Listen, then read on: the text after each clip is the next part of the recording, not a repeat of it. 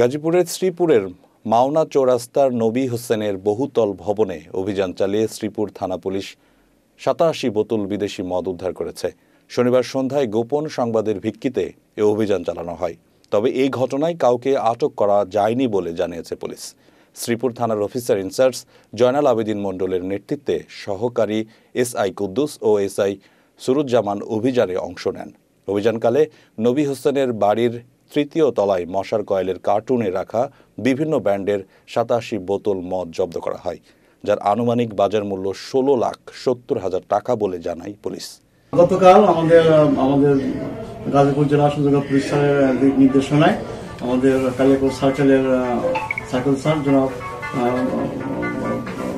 Abdul Hossain sir সহ আমি আমার থানা অফিসার ফোর্সের সহায়তায় আমরা মাদক উদ্ধার অভিযান পরিচালনা করি। অভিযান পরিচালনা করাকালে আমরা যখন সময় পাই যে মাওনা চৌরাস্তা সংলগ্ন ফুলবাড়িয়া রোডে নবী হোসেন যে ১ নম্বর আসামি, পলাতক ১ নম্বর আসামি, নবী হোসেনের বাড়িতে তার বাসক বাড়িতে সে বিদেশি বিভিন্ন ব্র্যান্ডের বিদেশি মদ করে সেখানে ক্রয় বিক্রয় করতেছে।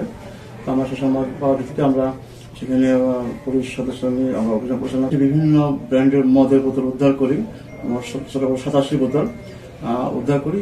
কিন্তু আপনার যখন রেড দিই তখন পিছনে একটা রাস্তা ছিল বিধায় আমরা ইয়ে করতে পারি না।